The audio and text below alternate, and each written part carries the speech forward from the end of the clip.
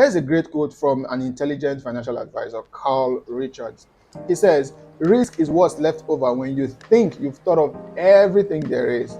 You can go ahead and think of all the risk involved in venturing into that new endeavor, that goal, that plan, and ways to prevent yourself from that risk, right? But he says, when you're done with that exercise, what is left over is risk. So, by definition, we can never plan for the biggest risks in our lives. What you need is a way and a framework for you to deal with uncertainties. And here is a basic framework that I myself I work with, right?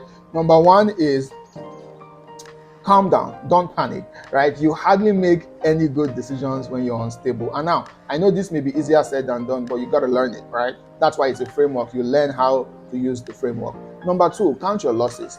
Because sometimes I think that the problem isn't exactly the problem, it's our perspective of the problem, is how we are looking at the problem. So count your loss. What are we dealing with here? What's going to change? What's the problem? Number three, vent, right? Let it out, right? Let out your emotions. If you need to cry, cry. If you're a religious person, pray, right? If you need to talk to someone, talk to someone, but make sure you let out your emotions. And then lastly, because almost all the uncertainties we face in our lives are finance based, you need to plan for that. Get yourself an emergency fund. Start saving for the rainy days, the actual rainy days, not the tomorrow rainy day, right? My name is Dave and I hope this was noteworthy. I'll see you around.